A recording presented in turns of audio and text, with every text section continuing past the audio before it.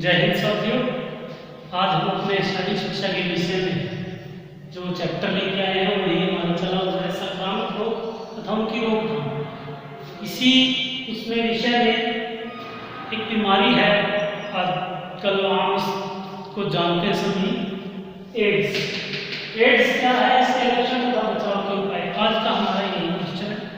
Ads एक बहुत भयानक बीमारी है। लोगों में इसकी तरह तरह की भ्रांतियां कह लीजिए, डर कह लीजिए, वो फैला हुआ है और ये एक जानलेवा बीमारी है, इसलिए लोग इससे डरते भी हैं।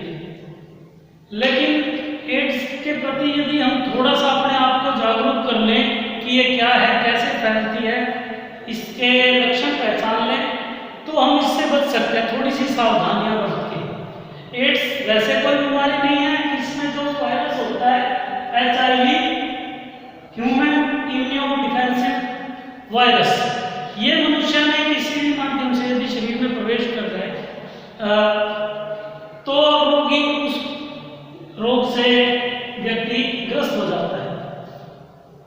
एड्स का जो नाम है, फुल फॉर्म एड्स की, acquired immuno defensive syndrome, acquired immuno defensive syndrome, ये इसका फुल फॉर्म है इसकी, एड्स की। ये HIV नामक विषाणु से, वायरस से फैलती है, ह्यूमन इम्यूनो डिफेंसिव वायरस इसका फुल फॉर्म है। ये जब मनुष्य के शरीर में प्रवेश करता है तो सबसे पहले उसकी रोग प्रतिरोध क्षमता को कम कर देता है, जिससे उसका शरीर पूरी तरह ओपन हो जाता है, बीमारियों को खुला आमंत्रण हो जाता है। हमारी जो रोग प्रतिरोध क्षमता ही हमारे को रोगग्रस्त होने से बचाती है, जब वही कम हो जाएगी तो मनुष्य का शरीर अनेक बीमारी की चपेट में धीरे धीरे, कभी कुछ हो गया कभी कुछ हो गया, वो चपेट में आता चला जाएगा, क्योंकि हमारी रोग प्रतिरोध क्षमता ही खत्म हो जाती है उसमें। तो ये है इसका, एड्स का। इसके कारण क्या क्या है, किन कारणों से ये फैलता है वो जानते हैं। सबसे पहले जो इसके कारण है, मुख्य रूप से यदि हम उनको समझ लें तो इस बीमारी को फैलने से रोका जा सकता है। थोड़ा सा ध्यान में यदि हम अपने जहन में रखें तो कि सबसे पहले जब भी हम कहीं जाएं, अपना कोई बीमार हो गए, अन्य किसी बीमारी से ग्रस्त हो गए तो कहीं जाते हैं तो हम ये देखें कि जो डॉक्टर जो सुई इस्तेमाल कर रहे हैं, वैसे तो डॉक्टर हमारे इस बात का आजकल ध्यान रखते हैं, लेकिन हमारा भी नैतिक जिम्मेवारी है कि हम उस चीज़ का ध्यान रखें, किसी और को भी हो रहा है तो जो सिरिंज इस्तेमाल करते हो, इंजेक्शन लगाते हो, वो हर बार नहीं हो या विसंक्रमित की हुई हो, उसके संक्रमण खत्म कर दिया जाए। वैसे तो आजकल सभी नई सिरिंज का इस्तेमाल करते हैं, उसको डिस्ट्रॉय नष्ट कर देते हैं इस्तेमाल में होने के बाद। दूसरा, कई बार कोई लेडीज है, वो पहले से HIV पॉजिटिव है और वो प्रेग्नेंट हो जाए तो जो उसका बच्चा है, क्योंकि गर्भ में माँ के ब्लड से ही बच्चे का पालन पोषण होता है, तो बच्चा भी सीधी सी बात है संक्रमित हो जाता है। इस जीवन धरती पर आने से पहले वो माँ के गर्भ में ही संक्रमित हो जाएगा, तो बच्चा इस प्रकार से भी माँ के द्वारा बच्चे को ये बीमारी लग जाती है गर्भावस्था में। तीसरा, यदि हम कई बार किसी का ब्लड लेते हैं तो उसकी जांच करें कि वो संक्रमित खून ना हो, उसकी जांच होती है, वैसे तो वो संक्रमित खून ना हम किसी भी पेशेंट को चढ़वाएं, इस बात का ध्यान रखें। दूसरा, हमें कुछ सामान, हम वैसे तो ये कहते हैं कि अपना संक्रामक रोगों से बचने के लिए अपना सामान ही यूज करना चाहिए, दूसरे के कपड़े इत्यादि, बिस्तर इत्यादि नहीं इस्तेमाल करना चाहिए। इसमें भी ऐसे है कि हमें दूसरे की इस्तेमाल की हुई जो भी ग्रस्त है इस बीमारी से, अन्य भी हम किसी और व्यक्ति का भी मतलब टूथब्रश इस्तेमाल करें, ना ही हम ब्लेड या लेजर जो हम शेविंग वगैरह के समय इस्तेमाल करते हैं, वो अपना साफ ब्लेड ही इस्तेमाल करें। यूज किया हुआ किसी और अन्य व्यक्ति का हम वो इस्तेमाल ना करें, क्योंकि पता नहीं चलता किसको एड्स है और किसको नहीं। इस प्रकार है कि आप बरत के ही इस रोग को फैलने से रोक सकते हैं। फिर जब हम किसी को रक्त चढ़वाते हैं तो जो सावधानियां हैं उनका पूरी तरह हमें ध्यान रखना चाहिए कि इस प्रकार से रक्त विसंक्रमित हो। फिर अब आ जाते हैं हम इसके लक्षण, और एक और है इसमें सबसे बड़ा जो कारण है कि हम शेविंग या सैलून की दुकान पे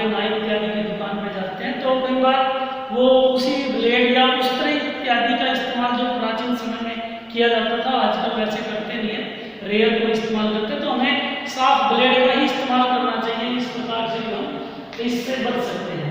फिर इसके लक्षण आपको दिखाई देने लग जाते हैं यदि कोई HIV पॉजिटिव हो गया है कि उसकी सबसे पहले तो उसकी रोग प्रतिरोध क्षमता खत्म हो जाएगी। जैसे कि मैंने पहले भी बताया कि रोग प्रतिरोध क्षमता शरीर से खत्म हो जाती है तो एक के बाद एक बीमारियां उसके शरीर में आती चली जाती हैं, कोई एक विशेष बीमारी नहीं आती। दूसरा, लंबे समय तक बीमार रहेगा वो व्यक्ति और आपको स्पष्ट से उसके कारण दिखाई नहीं देंगे कि किस कारण से वो बीमार चल रहा है, इसलिए वो बीमारी उसको लंबे समय तक बीमार रखेगी। फिर तीसरा है, उस व्यक्ति का अचानक से जो भी व्यक्ति इसकी चपेट में आ जाता है उसका जो बॉडी वेट है, उसका जो शरीर है, उसका वजन धीरे धीरे अचानक से कम होना शुरू हो जाता है, उसका बॉडी वेट गिरना शुरू हो जाएगा। ये इसमें एक लक्षण और है। फिर उसकी स्मरण शक्ति जो याददाश्त है, मेमोरी पावर है उसकी, वो धीरे धीरे वीक होनी शुरू हो जाती है। ये भी एक लक्षण उस पेशेंट में दिखाई देता है। फिर जब उसको कोई अन्य किसी प्रकार से कोई जख्म हो गया, कोई चोट लग गई, तो आम व्यक्ति का कुछ समय पश्चात चाहे हम उसकी इतनी केयर भी ना करें छोटे जख्म की, तो वो भी कुछ समय बाद ठीक हो जाता है। लेकिन जो ऐसा पेशेंट HIV पॉजिटिव हो जाता है वो लंबे समय तक उसका जख्म भरेगा नहीं, काफी लंबा टाइम ले लेता है ड्रेसिंग वगैरह या गरम पट्टी करने के बाद भी। और एक और बात इसमें कि जब भी उसको कोई जख्म वगैरह हो जाएगा, जो खून ब्लीडिंग उसकी होगी, तो वो सामान्य तौर पर हम किसी भी ब्लीडिंग को यदि थोड़ी देर हाथ से या कपड़े इत्यादि से कॉटन से दबा लेते हैं तो उसकी ब्लीडिंग होने कुछ समय पश्चात नष्ट खत्म हो जाती है और रुक जाती है। लेकिन ऐसे पेशेंट की खून जल्दी से बंद नहीं होगा, छोटी से छोटी चोट में भी खून निरंतर बहता रहेगा। ये एक लक्षण है। अब आ जाते हैं हम इसके बचाव के उपाय।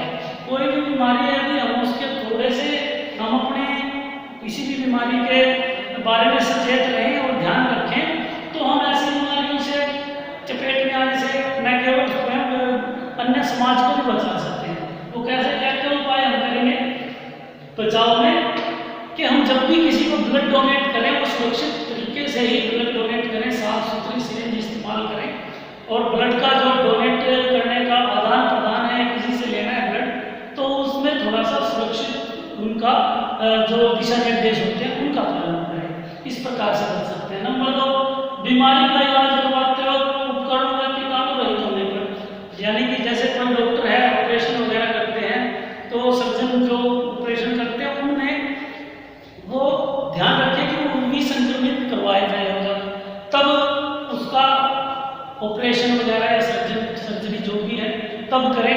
संक्रमित कैंची या कटर इत्यादि ना हो, जिससे एक से दूसरे को ये ना लगे बीमारी। इस प्रकार भी हम बच सकते हैं। और जो यदि कोई व्यक्ति को ऐसी आशंका है, तीसरा उपाय है कि किसी व्यक्ति को यदि आशंका है कि वो एड्स से ग्रस्त है या उसे श्योर है, तो ऐसे व्यक्ति को ब्लड डोनेट नहीं करना चाहिए। वो किसी भी काम नहीं आएगा, बल्कि किसी को चढ़ गया तो वो भी एड्स की चपेट में आ जाएगा, HIV पॉजिटिव हो जाएगा। इस बात का ध्यान रखें, ऐसा व्यक्ति ब्लड डोनेट ना करे। दूसरे के प्रयोग किए गए ब्लेड आदि का प्रयोग न करें। हम घरों में कई बार एक दूसरे का ब्लेड, रेजर वगैरह शेविंग करते वक्त इस्तेमाल कर लेते हैं, या कई बार हम ये सैलून वगैरह की दुकान पे जो नाई इत्यादि हैं वो भी एक का ब्लेड दूसरे को लगा लेते हैं। इस बात का हमें ध्यान रखना चाहिए और उनको भी ध्यान रखना चाहिए। हर बार जब भी इस्तेमाल करें नया ब्लेड का ही इस्तेमाल करें। इस प्रकार से बच सकते हैं। डॉक्टर भी इस बात का ध्यान रखें कि वो जब भी किसी को टीकाकरण करें तो हर बार नई सिरिंज ही इस्तेमाल करें। और इसमें जो मुख्य रूप से भ्रांति फैली हुई है कि ये यौन क्रियाओं से ज़्यादा फैलता है, वो तो फैलता ही है। उसके लिए यदि हम थोड़ी सी अपनी आदतों में सुधार करें तो इस बीमारी से बच सकते हैं। यौन संबंधी आदतों में सुधार करें, सेफ्टी इत्यादि का इस्तेमाल करें। तीसरा जो है वो मुख्य ये है कि हमें अपने जीवन साथी के प्रति वफादार रहना चाहिए। हमें उसी के साथ ही अपना जो शारीरिक संबंध है वो बनाने चाहिए। अलग किसी व्यक्ति के साथ हमें यौन संबंध नहीं स्थापित करना चाहिए। इस प्रकार से मुख्य रूप से हमें इस प्रकार हम यदि इन बातों का ध्यान रखते हैं तो इस बीमारी से हम बच सकते हैं। और एड्स के प्रति जो लोगों में और अन्य प्रकार की गलत धारणाएं हैं कि ये छूने से फैलती है या उसकी यूज़ की हुआ बिस्तरा इत्यादि इस्तेमाल करने से फैलती है, ये ऐसा कुछ नहीं है। इन भ्रांतियों का विरोध करें और एड्स के पेशेंट को भी सम्मानजनक दृष्टि से समाज में देखा जाना चाहिए। ये एक बीमारी है, किसी को भी हो सकती है, थोड़ी सी असावधानी से, लेकिन हम इन बातों का यदि ध्यान रखते हैं तो हम इस बीमारी को फैलने से रोक सकते हैं। आशा आपको अच्छा लगा होगा। धन्यवाद। जय हिंद।